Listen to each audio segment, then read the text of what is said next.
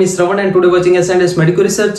So guys, आज हम start करने वाले हैं हमारा ये जो चैप्टर है ह्यूमन रिप्रोडक्शन। तो इसका हम फर्स्ट पार्ट स्टार्ट करेंगे।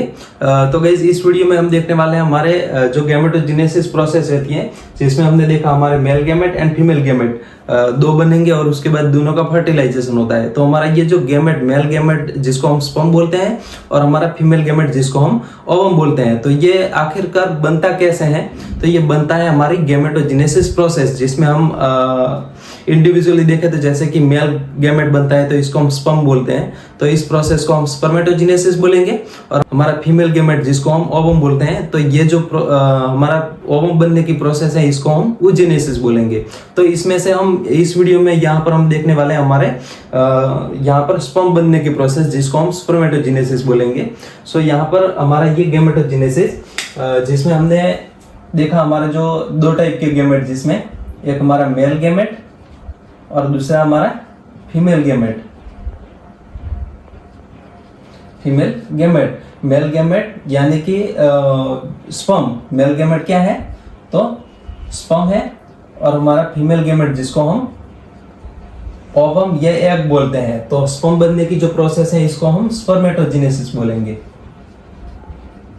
स्पर्मेटोजेनेसिस बोलेंगे।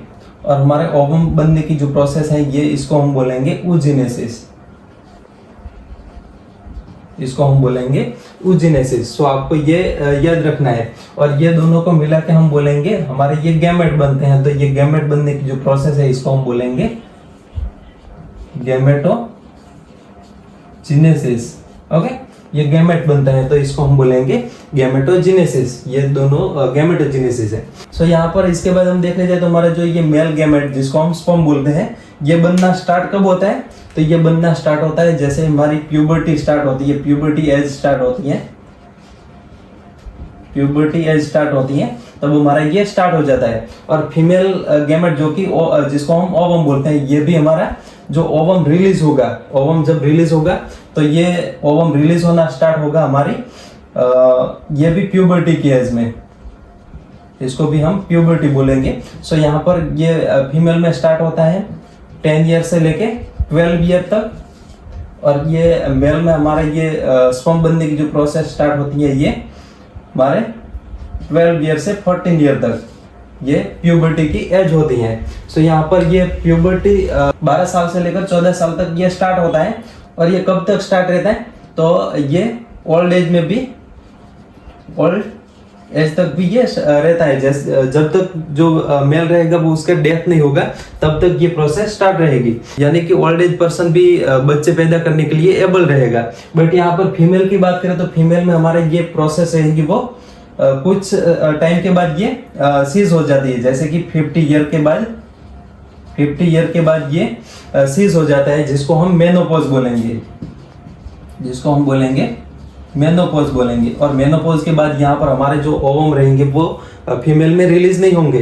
तो ये न रिलीज होना दिखाता है कि इसमें अब बच्चे पैदा करने की एबिलिटी नहीं रही। तो ये मेनोपॉज के बाद फीमेल रहेंगी, फीमेल में ओवम बंद हो जाएंगे, तो oogenesis इसमें बंद हो जाएगा। सो यहाँ पर ये हो गया इंट्रोडक्शन, जिसमें हमारे जो मेल रहेंगे मेल स्पर्म प्रोडक्शन करेंगे जिसको हम स्पर्मेटोजेनेसिस बोलेंगे, और फीमेल में ओवम जिसको oogenesis बोलेंगे। सो इसमें से यहाँ पर हम देखने वाले हैं हमारे मेल के स्पर्मेटोजेनेसिस के बारे में।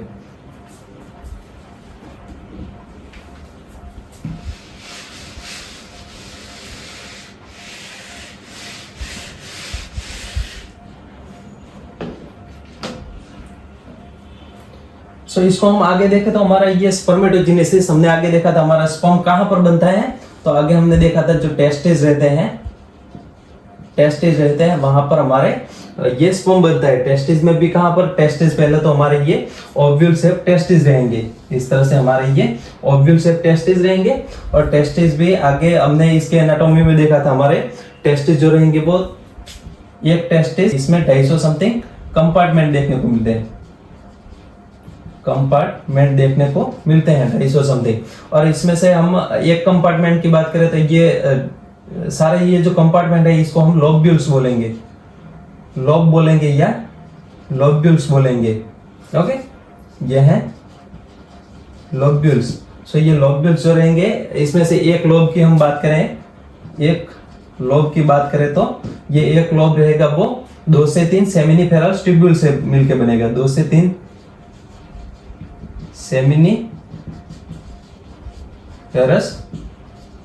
ट्यूब्यूल्स। आपको पता है हमारे ये जो टेस्टिस है, पहले तो ये 250 कंपार्टमेंट में इस तरह से डिवाइड होता है, या इसमें 250 कंपार्टमेंट रहते हैं, और इसमें 250 कंपार्टमेंट को जो कंपार्टमेंट एक कंपार्टमेंट रहेगा इसको हम लोब बोलेंगे, और ये जो लोब रहेगा ये लोब फर्दर 2 से 3 सेमिनिफेरस ट्यूब्यूल से मिलके बनेगा। यहाँ पर इस तरह से ये एक लोब है, तो ये एक लोब जैसे कि यहाँ पर दिखा दूं तो ये हमारा एक लोब है, और एक लोब में इस तरह से हमारी 2 से 3 ये सेमिनिफेरस ट्यूब्यूल्स। तो ये हो गए हमारे सेमिनिफेरस ट्यूब्यूल्स। आपको ये समझ में आ गया। अब इसके बाद हम यहाँ पर देखें तो इसमें से हमारी एक सेमिनिफेरस ट्यूब्यूल्स, यहाँ पर हमारी एक सेमिनिफेरस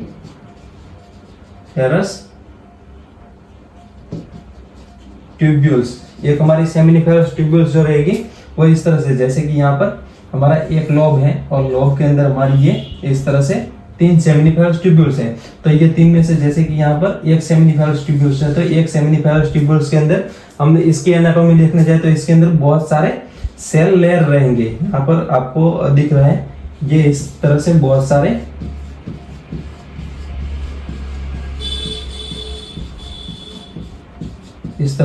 सारे सेल लेयर रहेंगे, जिसमें 2 टाइप के सेल हमने देखे थे। यहाँ पर इसमें 2 टाइप के सेल रहेंगे, कुछ ऐसे सेल भी यहाँ पर रहेंगे। सो इसमें 2 टाइप के सेल, कौन से 2 टाइप के सेल?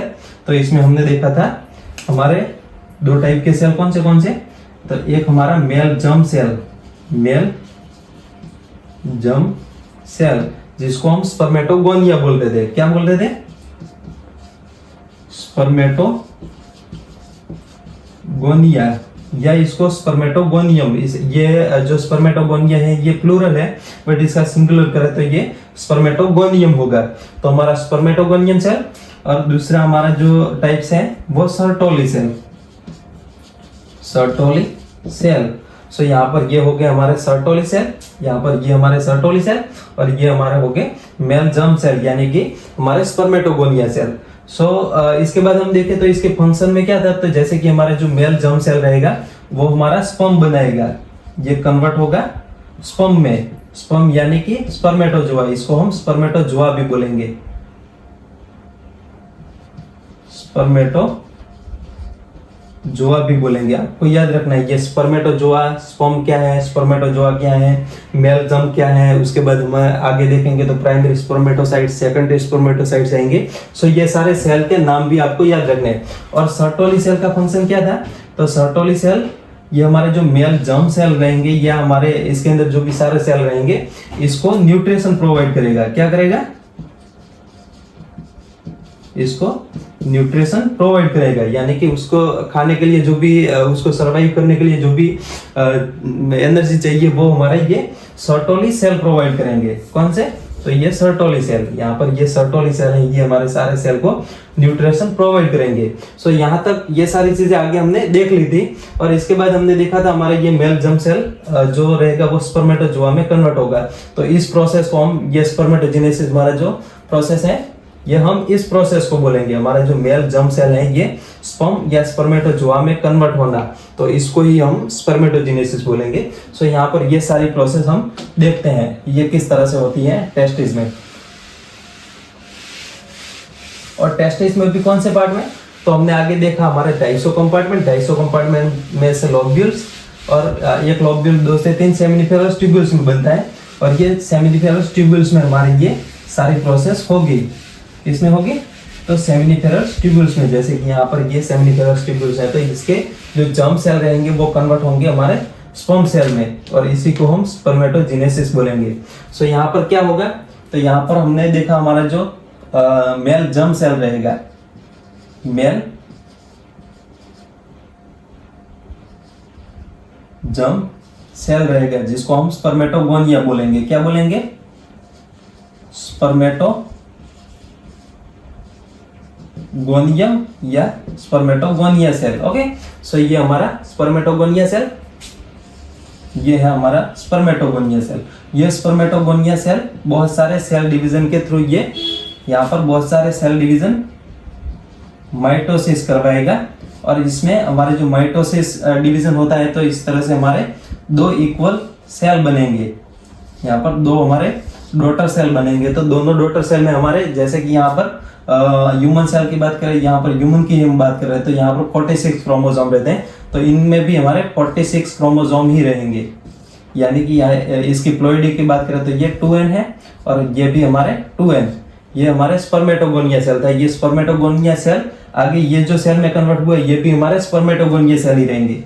ये भी हमारे स्पर्मेटोगोनिया सेल रहेंगे, और ऐसे बहुत सारे स्पर्मेटोगोनिया सेल हमारे यहाँ पर बनते हैं। ये स्पर्मेटोगोनिया सेल जैसे कि स्टेम सेल है, तो ये हमारे बहुत सारे ऐसे स्पर्मेटोगोनिया सेल बन जाएंगे, और इसी वजह से हमारे जो मेल के अंदर लाइफ टाइम तक हमारी जो स्पर्मेटोजेनेसिस प्रोसेस रहती है वो चलती है, क्योंकि ऐसे बहुत सारे ये सेल दूसरा सेल बना लेंगे, तो ऐसे सारे सेल हमारे स्पर्मेटोजोआ में कन्वर्ट हो सकते हैं। सो इसके बाद हम बात करें तो हमारा ये भी स्पर्मेटोजोआ सेल हो गया। सो ये स्पर्मेटोजोआ सेल आगे इसमें डिफरेंशिएशन होगा। क्या होगा? तो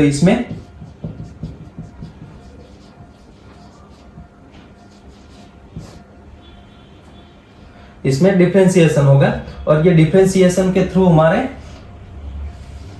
यहां पर एक सेल में कन्वर्ट होगा जिसको हम बोलेंगे प्राइमरी स्पर्मेटोसाइट्स। ये हमारा प्राइमरी स्पर्मेटोसाइट्स, आपको याद रखना है, ये हमारा प्राइमरी स्पर्मेटोसाइट्स बन गया। इसमें भी हम क्रोमोसोम की बात करें तो इसमें भी हमारे 46 क्रोमोसोम ही रहेंगे। इसके बाद हमारा ये प्राइमरी स्पर्मेटोसाइट्स रहेगा। ये प्राइमरी स्पर्मेटोसाइट्स इसमें मियोसिस डिवीजन करेगा।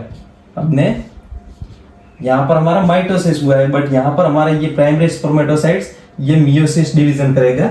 और मियोसिस डिवीजन आपको पता है, मियोसिस डिवीजन 2 स्टेज में होता है, जिसमें मियोसिस 1 एंड इसके बाद इसको फॉलो करता है हमारा मियोसिस 2। सो ये 2 स्टेज में मियोसिस 1 एंड मियोसिस 2। तो इसके बाद यहाँ पर हमारा मियोसिस डिवीजन 1 होगा, यहाँ पर मियोटिक डिवीजन होगा, तो मियोसिस 1 हो गया। और ये दोनों इक्वल सेल में इस तरह से इक्वल डॉटर सेल में बन गए। यहाँ पर ये जो हमारे मियोसिस 1 हो गया, तो यहाँ पर हमारे इसके सेल की, जैसे कि प्राइमरी स्पर्मेटोसाइट्स की जो प्लॉइडी थी, ये यहाँ पर हैप्लॉइड सेल होंगे। ये प्लॉइडी चेंज हो गई, और यहाँ पर हमारे जो दोनों सेल बनेंगे ये हमारे हैप्लॉइड सेल रहेंगे। यहाँ पर इसकी प्लॉइडी रहेंगी हैप्लॉइड, यानी कि यहाँ पर हमारे 46 क्रोमोसोम, यहाँ पर हमारे प्राइमरी स्पर्मेटोसाइट्स में 46 क्रोमोसोम है, तो इसमें 20-23 डिस्ट्रीब्यूट हो जाएंगे, 20-23 डिस्ट्रीब्यूट हो जाएंगे। और हमारा मियोसिस डिवीजन रहेगा वो इक्वल डिवीजन रहेगा, ये इक्वल डिवीजन रहेगा। इसके बाद यहाँ पर हमारे ये सारे, जैसे कि यहाँ पर ये जो सेल बने, तो इसको हम ये सेल जो बने इसको हम बोलेंगे, ये सेल को हम क्या बोलेंगे? तो ये हमारा सेकेंडरी स्पर्मेटोसाइट, ये हमारा सेकेंडरी स्पर्मेटोसाइट्स। आपको याद रखना है प्राइमरी स्पर्मेटोसाइट्स और सेकेंडरी स्पर्मेटोसाइट्स क्या है। तो प्राइमरी स्पर्मेटोसाइट्स जो कि हमारा डिप्लॉइड सेल है, प्राइमरी स्पर्मेटोसाइट्स मियोटिक डिवीजन के बाद या मियोसिस डिवीजन के बाद ये जब 2 डॉटर सेल में डिवाइड होता है, तो इसमें हमारे 2 जो सेल बनेंगे इसको हम बोलेंगे सेकेंडरी स्पर्मेटोसाइट्स। सो यहाँ पर जो डिवीजन होगा वो इक्वल डिवीजन, यानी कि इसमें जो क्रोमोसोम रहेंगे वो भी दोनों में इक्वल डिस्ट्रीब्यूट होंगे, और जो हमारा जो साइटोप्लाज्म रहेगा, साइटोप्लाज्म भी दोनों में यहाँ पर इक्वल डिस्ट्रीब्यूशन होना है। ये क्यों हम बात कर रहे हैं? क्योंकि हम जब oogenesis देखेंगे तो oogenesis में हमारा जो डिवीजन रहेगा मियोटिक 1 डिवीजन, तो इसमें हमारे जो 2 डॉटर सेल बनेंगे, 2 डॉटर सेल में जो क्रोमोसोम रहेगा वो तो इक्वल डिस्ट्रीब्यूट होगा, बट इसमें जो साइटोप्लाज्म रहेगा, साइटोप्लाज्म इक्वल डिस्ट्रीब्यूट नहीं होगा। तो ये हमारे जो oogenesis और ये स्पर्मेटोजेनेसिस, इसमें डिफरेंस है। यहाँ पर जो स्पर्मेटोजेनेसिस में दोनों हमारे क्रोमोसोमल मटेरियल और हमारा साइटोप्लाज्म दोनों का इक्वल डिस्ट्रीब्यूशन होता है। सो यहाँ पर हमारे 2 डॉटर सेल बनेंगे, और इसके बाद हमारे दोनों जो डॉटर सेल रहेंगे इसमें मियोटिक डिवीजन 2 स्टार्ट होगा। यहाँ पर इस तरह से मियोटिक डिवीजन 2 स्टार्ट होगा और ये हमारा मियोटिक डिवीजन है वो रिडक्शनल डिवीजन है, रिडक्शनल डिवीजन है, आपको याद रखना है। अब हमारे ये सेकेंडरी जो स्पर्मेटोसाइट्स हैं ये फर्दर 2 सेल में इस तरह से डिवाइड होंगे। एक हमारा सेकेंडरी स्पर्मेटोसाइट्स ये 2 डॉटर सेल में इस तरह से हमारे टोटल ये जो 4 कितने सेल बने तो 4 सेल बने। सो ये 4 सेल बनते हैं और ये सेल को हम बोलेंगे, ये सेल को हम बोलेंगे स्पर्मेटिड, इसको हम बोलेंगे स्पर्मेटिड। आपको याद रखना है स्पर्मेटिड क्या है, तो स्पर्मेटिड हमारे सेकेंडरी स्पर्मेटोसाइट्स में साइट्स में हमारा सेकेंडरी मियोटिक डिवीजन होता है। यहाँ पर जो मियोटिक डिवीजन होता है वो सेकेंडरी मियोटिक डिवीजन, ये इसका दूसरा स्टार्ट हो गया। तो ये मियोसिस 2 हमारा दूसरा मियोटिक डिवीजन यानी कि स्टेट 2 है। तो ये अब ये जो सारे डॉटर सेल बने इसको हम बोलेंगे स्पर्मेटिड। यहाँ पर ये सारे जो सेल बने इसको हम बोलते हैं स्पर्मेटिड। आगे हमारे ये जो स्पर्मेटिड यहाँ पर हम बात करते हैं, सॉरी यहाँ पर हम देखते हैं जैसे कि यहाँ पर हमारे 4 स्पर्मेटिड बन गए। यहाँ पर इस तरह से ये हमारे 4 स्पर्मेटिड बन गए और ये चारों स्पर्मेटिड आगे हमारे यहाँ पर इसको हमने यहाँ पर ले लिया। सो हमारे ये जो चारों स्पर्मेटिड, ये चारों स्पर्मेटिड हमारे जो सर्टोली सेल रहेंगे, यहाँ पर सर्टोली जो सेल है इसके ऊपर यहाँ पर अटैच होंगे। जैसे कि यहाँ पर हमारा ये सर्टोली सेल है तो सर्टोली सेल के ऊपर हमारा ये स्पर्मेटिड यहाँ पर इस तरह से अटैच होगा। ये हमारा स्पर्मेटिड इस तरह से अटैच होगा। ये जो सेल है इसको हम स्पर्मेटिड बोलेंगे। सो इस तरह से हमारा जैसे कि ये आपको समझना है, जैसे कि ये हमारे सर्टोली सेल है,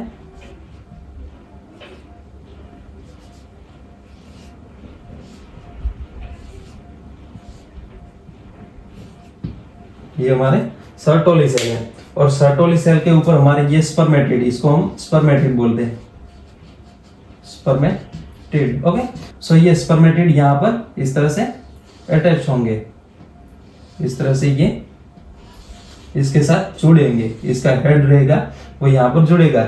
और हमारे ये सर्टोली सेल इसके ऊपर एक हार्मोन इसके ऊपर एक्ट करता है, हमारा जो फॉलिकल स्टिमुलेटिंग FSH, आगे हम देखने वाले हैं। हमारा FSH जो हार्मोन रहेगा वो इसके ऊपर एक्ट करेगा और ये इसको स्टिमुलेट करेगा। सो ये कुछ फैक्टर को सीक्रेट करते हैं और ये फैक्टर रहेंगे वो हमारे ये स्पर्मेटिड में कुछ चेंजेस करेंगे।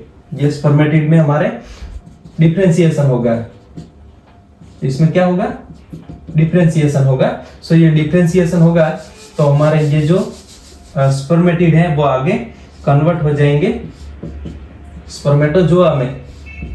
किस में कन्वर्ट होंगे, तो स्पर्मेटोजोआ में। सो इस तरह से ये हमारे स्पर्मेटोजोआ बन जाएंगे।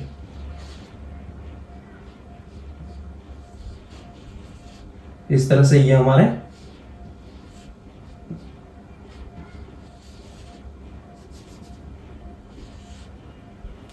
सारे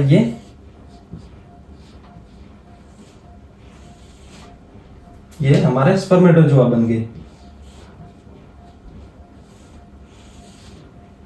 ये हमारे स्पर्मेटोजोआ, इसको हम बोलेंगे, ये जो सेल बन गए इसको हम बोलेंगे स्पर्मेटोजोआ। आपको याद रखना है ये कौन से स्पर्मेटिड सेल थे और ये आगे स्पर्मेटोजोआ सेल में कन्वर्ट हो गए। तो ये हमारे सारे जो सेल बने इसको हम बोलेंगे स्पर्मेटोजोआ सेल। सो आपको यहाँ पर क्वेश्चन पूछा जाए जैसे कि हमारा एक प्राइमरी स्पर्मेटोसाइट्स कितने सेल में कितना स्पर्मेटोजोआ बनाता है, तो हमारा एक प्राइमरी स्पर्मेटोसाइट्स ये कितने यहाँ पर स्पर्मेटिड भी 4 बनाएगा और हमारे जो सेल रहेंगे स्पर्मेटोजोआ ये भी 4 बनाएगा। ये स्पर्मेटोजोआ को हम स्पर्म भी बोलेंगे, इसको हम स्पर्म भी बोलेंगे। और ये हमारे जो सारे सेल रहेंगे ये भी हमारे हैप्लॉइड, यहाँ पर इसकी प्लॉइडी हम देखें तो ये हैप्लॉइड रहेंगे, यानी कि सबके पास हमारे 23 क्रोमोसोम रहेंगे। सो ये जो यहाँ पर स्पर्मेटिड में से हमारे स्पर्मेटोजोआ कन्वर्ट होता है, स्पर्मेटिड में से हमारे ये जो स्पर्मेटोजोआ बनता है तो इसमें ये जो डिफरेंशिएशन की प्रोसेस रहती है इसको हम बोलेंगे स्पर्मिएशन। इसको क्या बोलेंगे, तो इसको हम बोलेंगे स्पर्मियोजेनेसिस, सॉरी स्पर्मियोजेनेसिस, स्पर्मियोजेनेसिस बोलेंगे, आपको याद रखना है स्पर्मियोजेनेसिस क्या है। तो स्पर्मियोजेनेसिस हमारे ये स्पर्मेटिड में से कन्वर्ट होना है स्पर्मेटोजोआ में, तो इसी को हम बोलेंगे स्पर्मियोजेनेसिस। और इसके बाद क्या होगा, तो इसके बाद हमारे ये जो स्पर्मेटोजोआ बने हैं, ये स्पर्मेटोजोआ हमारी अब तक कहाँ थे, तो अब तक हमने देखा था हमारी ये जो सेमिनिफेरस ट्यूबुल्स रहेगी इसके अंदर रहेंगे। अब ये स्पर्मेटोजोआ सेमिनिफेरस ट्यूबुल्स को लीव करते हैं, यहाँ से स्पर्मेटोजोआ हमारी सेमिनिफेरस ट्यूबुल्स में से बाहर निकलते हैं, तो लीव सेमिनिफेरस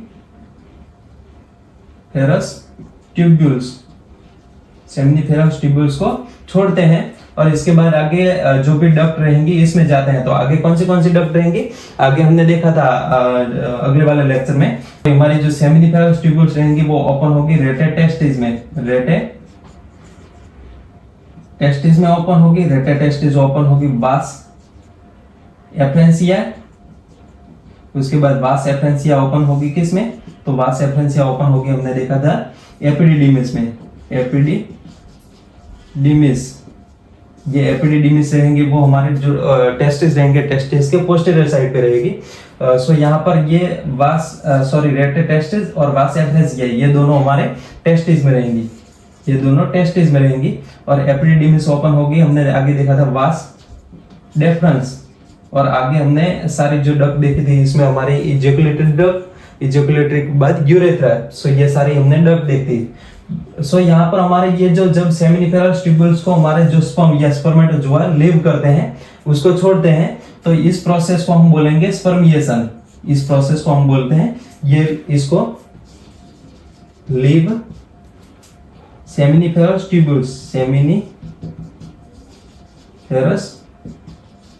ट्यूब्यूल्स, ये सेमिनिफेरस ट्यूब्यूल्स को हमारे ये स्पर्मेटोजोआ छोड़ते हैं, तो इस प्रोसेस को हम बोलेंगे स्पर्मिएशन। आपको याद रखना है ये स्पर्मिएशन है और ये है हमारा स्पर्मियोजेनेसिस, इसमें दोनों में डिफरेंस है। सो आपको ये जो वर्ड है इसको इसके ऊपर फोकस करना है और इसके मतलब इसको याद रखना है, ये दोनों एक दूसरे से डिफरेंट है। स्पर्मिएशन मतलब हमारा जो स्पर्म रहेगा या स्पर्मेटोजोआ रहेगा, ये सेमिनिफेरस ट्यूब्यूल्स को लीव करेगा, तो उसको हम बोलेंगे स्पर्मिएशन। और हमारा स्पर्मेटिड में से स्पर्मेटोजोआ बनना, तो इसको हम बोलेंगे स्पर्मियोजेनेसिस। ये दोनों प्रोसेस एक दूसरे से एकदम डिफरेंट है। ओके, और गाइस इसके बाद हम देखने जाए तो हमारा ये जो स्पर्मेटोजेनेसिस प्रोसेस होता है वो क्यों होता है, तो इसके पीछे हम देखें तो हमारे जो कुछ हार्मोन रहेंगे वो रिस्पॉन्सिबल रहेंगे। कौन से हार्मोन, तो इसमें क्या प्रोसेस रहेगा इसको हम डिस्कस करते हैं। जैसे कि यहाँ पर हमारी जो एज होती है वो हम प्यूबर्टी की एज में पहुंच जाते हैं, जैसे कि 12 साल के हो गए तो ये हम प्यूबर्टी की एज में पहुंच गए, तो वहां पर कुछ चेंजेस होते हैं हमारे बॉडी में। हमारे बॉडी में हम देखें तो हमारे जो हेड होता है, हेड में हमारी दो ग्लैंड, जिसको एक हमारा hypothalamus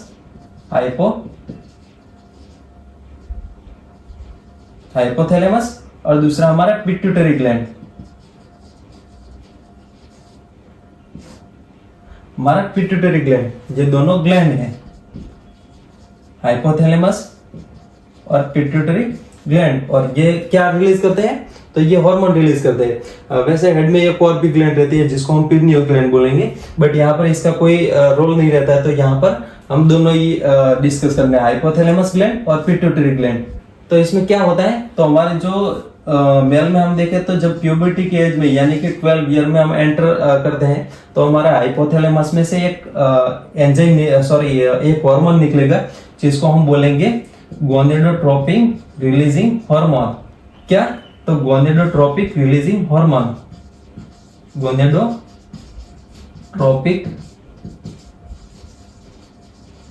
releasing hormone. Okay, so ये हार्मोन इसका जो लेवल रहता है वो इंक्रीज हो जाता है, इसका लेवल इंक्रीज हो जाता है, और ये इंक्रीज हुआ लेवल हमारे जो ये गोनेडोट्रोपिक रिलीजिंग हार्मोन यानी कि GnRH हमारे पिट्यूटरी ग्लैंड को स्टिमुलेट करता है। क्या करता है, तो स्टिमुलेट पिट्यूटरी ग्लैंड एंड इसमें से कुछ जो हार्मोन रहेंगे हार्मोन को ये सिंथेसिस या सीक्रेट करवाता है। तो ये कौन सा हार्मोन? तो इसमें हार्मोन रहेंगे हमारे, एक हमारा ल्यूटिनाइजिंग हार्मोन और दूसरा हमारा फॉलिकल स्टिमुलेटिंग हार्मोन, एक एलएच और दूसरा एफएसएच। ये दोनों को मिला के हम बोलेंगे गोनेडोट्रोपिक हार्मोन। ये हमारे गोनेडोट्रोपिक हार्मोन है, ये दोनों हमारे गोनेडोट्रोपिक हार्मोन है, ल्यूटिनाइजिंग हार्मोन और फॉलिकल स्टिमुलेटिंग हार्मोन। सो ये गोनेडोट्रोपिक रिलीजिंग हार्मोन, ये जीएनआरएच हमारे पिट्यूटरी ग्लैंड के ऊपर काम करेगा। इसके बाद ये हमारे ये जो दोनों गोनेडोट्रोपिक हार्मोन है इसको रिलीज करवाएगा। सो ये दोनों जब सीक्रेट होते हैं तब ये ब्लड में जाते हैं। कहां पर जाते हैं? पहले ये ब्लड में जाएंगे और ब्लड आपको पता है हमारी पूरी बॉडी में ये घूमता रहता है। तो ये ब्लड हमारे जब टेस्टिस में जाएगा, टेस्टिस में जाएगा यानी कि हमारा ये एलएच एंड एफएसएच टेस्टिस में जाएंगे। तो इसमें से हमारा एलएच हार्मोन टेस्टिस में जाएगा, तो इसमें से हमारा जो एलएच हार्मोन है, ये एलएच हार्मोन हमारे हमने देखा था हमारे जो ये सेमिनिफेरस ट्यूबुल्स रहेंगे, सेमिनिफेरस ट्यूबुल्स के बीच हमारा दो सेमिनिफेरस ट्यूबुल्स के बीच हमारा एक स्पेस रहेगा जिसको हम बोलेंगे इंटरस्टेशियल स्पेस। इसको हम बोलेंगे इंटरस्टेशियल स्पेस। आपको यहां पर दिखाऊं तो जैसे कि यहां पर ये दो हमारी सेमिनिफेरस ट्यूब्यूल्स हैं और इनके बीच हमारा ये जो स्पेस प्रेजेंट है, यहाँ पर तीन देख लेते हैं। तो यहाँ पर ये जो हमारा स्पेस प्रेजेंट है इसको हम बोलेंगे इंटरस्टिशियल स्पेस, इंटरस्टिशियल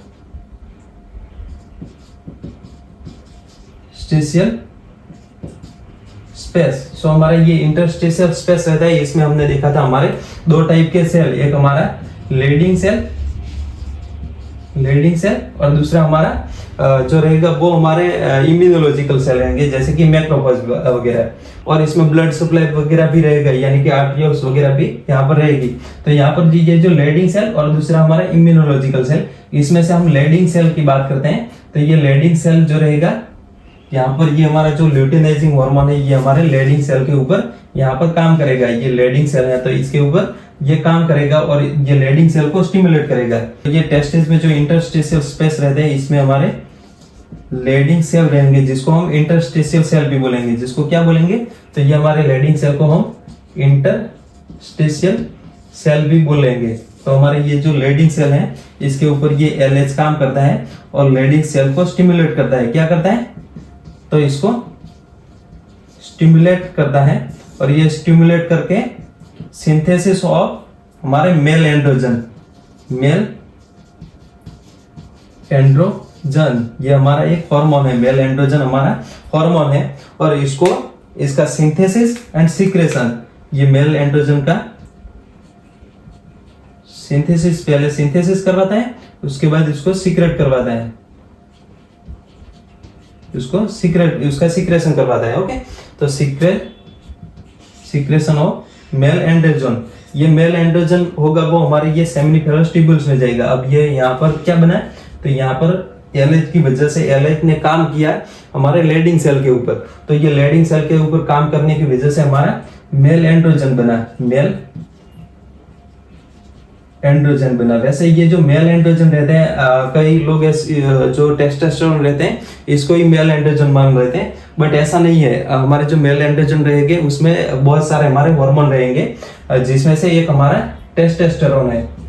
टेस्टोस्टेरोन हमारे मेल एंड्रोजन का एक पार्ट है। सो इसमें से हमारे ये मेल एंड्रोजन कहां पर जाएंगे?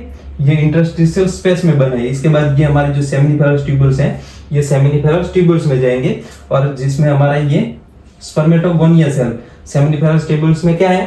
तो ये इसमें हमारा स्पर्मेटोगोनिया सेल है और ये स्पर्मेटोगोनिया सेल को मियोसिस डिवीजन के लिए स्टिमुलेट करता है और स्पर्मेटोजोआ में इसको कन्वर्ट करता है, यानी कि हमारे स्पर्म सेल में इसको कन्वर्ट करेगा। ये हमारे मेल जर्म सेल या स्पर्मेटोगोनिया सेल को ये स्पर्मेटोजोआ में कन्वर्ट करेगा। तो ये मेल एंड्रोजन बना, इसका फंक्शन क्या है? तो स्पर्मेटोजेनेसिस, ये जो प्रोसेस है इसको हम बोलेंगे स्पर्मेटोजेनेसिस।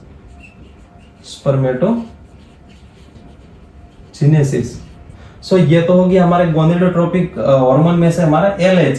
बट ये जो FSH होता है यानी कि फॉलिकल स्टिमुलेटिंग, ये LH का फुल फॉर्म क्या है, तो ल्यूटेनाइजिंग हार्मोन, ल्यूटेनाइजिंग हार्मोन, और FS का फॉलिकल स्टिमुलेटिंग हार्मोन। तो ये FSH का फंक्शन क्या है, तो FSH का फंक्शन आगे हमने देखा था, हमारे जो स्पर्मेटिड रहेंगे, तो ये स्पर्मेटिड को यहाँ पर ये स्पर्मेटिड को कन्वर्ट कराता है स्पर्मेटोजोआ में, स्पर्मेटोजोआ में कन्वर्ट कराता है, स्पर्मेटोजोआ में कन्वर्ट कराता है। सो ये ये इस प्रोसेस को क्या बोलते थे, तो इस प्रोसेस को हम स्पर्मियोजेनेसिस बोलते हैं, स्पर्मियोजेनेसिस।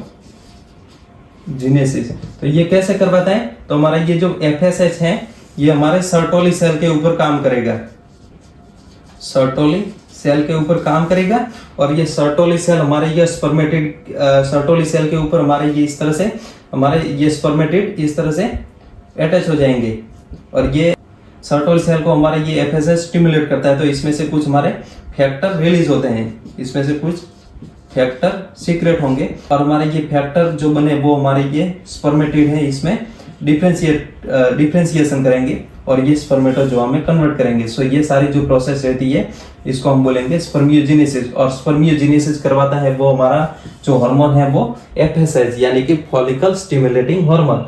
सो ये सारी बात होगी हमारे ये स्पर्मियोजेनेसिस में हार्मोन किस तरह से रोल प्ले करते हैं। सो इसके बाद हमने आगे देखा हमारे जो सेल है स्पर्म सेल वो बन गया। तो ये स्पर्म सेल दिखेगा कैसा, इसकी एनाटॉमी क्या रहेगी, तो इसकी एनाटॉमी की बात करें तो इसमें हमारा एक हेड रहेगा, यहाँ पर इस तरह से एक हेड रहेगा, हेड के बाद ये नेक बनेगा, तो ये बन गई नेक, और इसके बाद मिडल पीसेस बनेगा। सो ये मिडल पीसेस, और मिडल पीसेस आगे कंटिन्यूस होता है टेल के साथ, तो ये होगी टेल, ये होगी ये टेल होगी इस तरह से, ये होगी टेल। आपको ये समझ में आ रहा है। इसके बाद यहाँ ये पार्ट की हम बात करें तो ये हमारा हेड है, क्या है, हेड है, और हेड में हमारा एक न्यूक्लियस रहता है, एलोंगेटेड न्यूक्लियस रहता है, इसमें ये न्यूक्लियस है। और न्यूक्लियस में क्या स्टोर रहता है आपको पता है, न्यूक्लियस में हमारा ये जो सेल बना सेल का क्रोमोसोमल मटेरियल रहता है, क्रोमोसोमल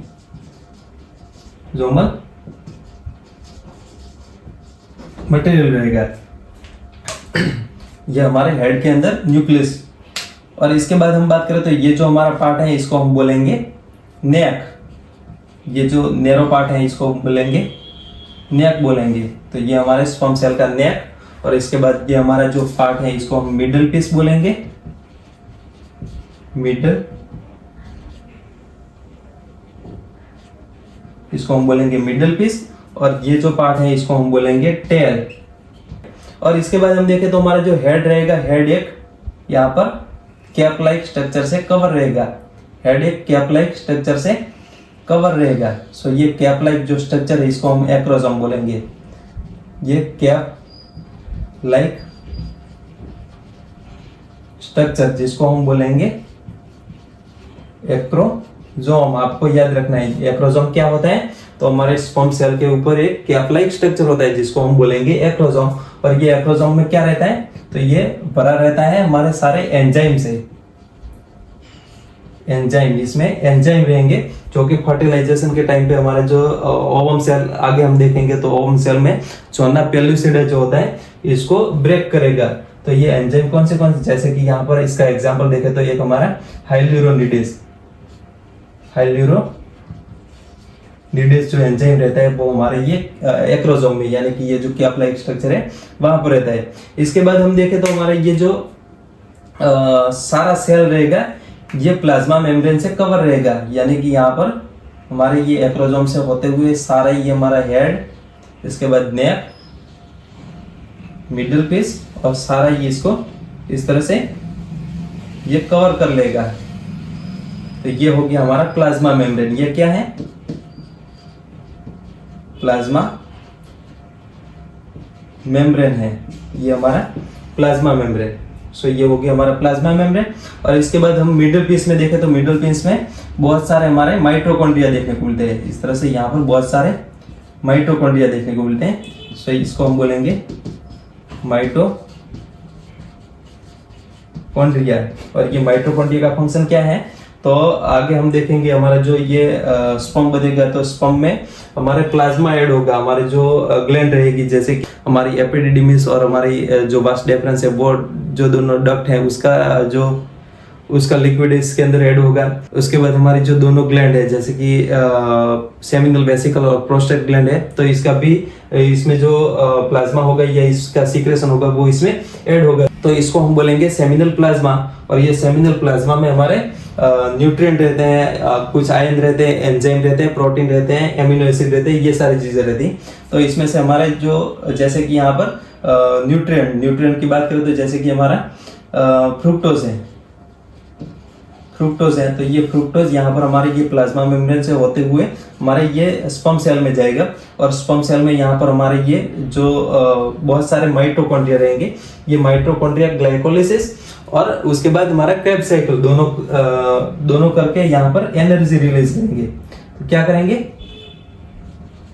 एनर्जी रिलीज करेंगे। और ये एनर्जी का काम क्या है, तो हमारे ये जो टेल है, टेल को मोटाइल रखना है, टेल को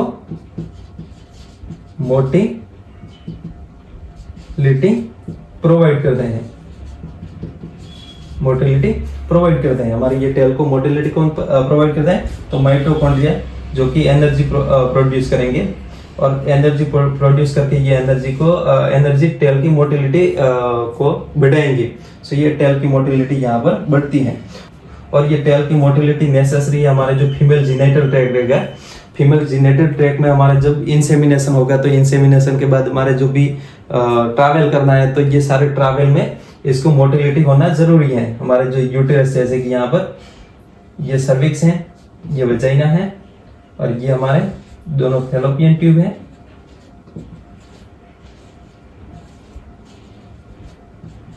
तो इस तरह से यहाँ पर जैसे कि इंटरकोर्स के टाइम पे यहाँ पर हमारा स्पर्म रिलीज हुआ तो ये रिलीज को हम बोलेंगे इंसेमिनेशन। उसके बाद ये सर्विक्स से होता हुआ यूटेरस और यूटेरस से होता हुआ हमारा ये जो फैलोपियन ट्यूब का एम्पुला पार्ट है, एम्पुला जो पार्ट है यहाँ पर आके इसका फर्टिलाइजेशन होगा, ओवम के साथ इसका फर्टिलाइजेशन होगा। तो ये यहाँ तक आने के लिए जो भी एनर्जी चाहिए ये एनर्जी प्रोवाइड करता है हमारा ये माइटोकॉन्ड्रिया में जो भी यहाँ पर सेमिनल प्लाज्मा रहेगा, सेमिनल प्लाज्मा में हमारे जो सारे न्यूट्रिएंट रहेंगे ये इसको माइटोकॉन्ड्रिया में जाते हैं और माइटोकॉन्ड्रिया में एनर्जी प्रोड्यूस होती है और एनर्जी यहाँ पर हमारे ये इसकी मोटिलिटी के लिए। ओके, सो ये सारी चीजें आपको यहाँ तक समझ में आ गई। इसके बाद हम बात करें तो हमारा ये जो स्पर्म रहेगा, स्पर्म जैसे कि हम इंटरकोर्स नहीं करते तो उस टाइम पे ये स्पर्म तो वैसे रेगुलरली प्रोड्यूस होते रहते हैं, बट ये इंटरकोर्स नहीं करते तो उस टाइम पे ये कहाँ पर स्टोर रहते हैं, तो ये स्टोर रहते हैं हमारे जो डक्ट्स रहेंगी, जैसे कि हमारी जो डक्ट्स रहेंगी हमारी एपिडिडिमिस है, वास डेफरेंस है, तो उसमें ये स्टोर रहते हैं। कहाँ पर, तो हमारी जो एपिडिडिमिस है, एपिडिडिमिस,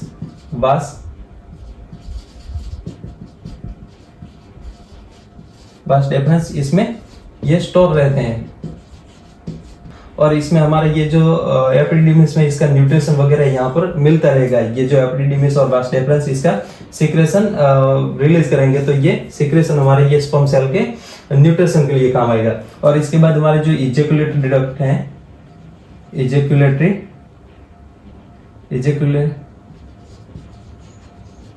जो डक्ट है ये भी यहाँ पर स्टोर होता है। जब तक इंटरकोर्स नहीं होता और इजैकुलेशन नहीं होता है तब तक हमारे ये जो डक्ट रहेंगे वो हमारे स्पर्म को स्टोर करके रखेंगे। और इसके बाद हमने आगे देखा था हमारी जो ग्लैंड है, जैसे कि सेमिनल वेसिकल्स हैं, प्रोस्टेट ग्लैंड है और बल्बो यूरेथ्रल। सो ये सारे ग्लैंड, इसका जो प्लाज्मा रहेगा, प्लाज्मा और ये हमारे दोनों एपिडिडिमिस और वास डेफरेंस दोनों का प्लाज्मा ये सारा मिलके सेमिनल प्लाज्मा बनाएंगे, सेमिनल प्लाज्मा, और प्लाज्मा के साथ ऐड होगा हमारा स्पर्म। स्पर्म तो पहले से ही है, तो ये सारी चीजें मिलके जो बनाएंगी इसको हम बोलेंगे सीमेन। इसको हम बोलेंगे सीमेन। सो जो सीमेन बाहर निकलता है इसमें दो चीजें रहती है, सेमिनल प्लाज्मा रहता है और स्पर्म रहता है। सेमिनल प्लाज्मा हमारे जो न्यूट्रिएंट वगैरह जो रहते हैं वो हमारे सेमिनल प्लाज्मा में रहते हैं, जो कि हमारे स्पर्म को न्यूट्रिशन प्रोवाइड करेंगे। और इसमें और कई एंजाइम वगैरह, प्रोटीन वगैरह, ये भी सारी चीजें रहती है। सो ये सारी चीज होगी स्पर्मेटोजेनेसिस के बारे में। और नेक्स्ट वीडियो में हम देखने वाले हैं हमारे फीमेल में oogenesis के बारे में। तो तब तक please like my video, subscribe my channel and hit the bell icon. Okay, thank you guys.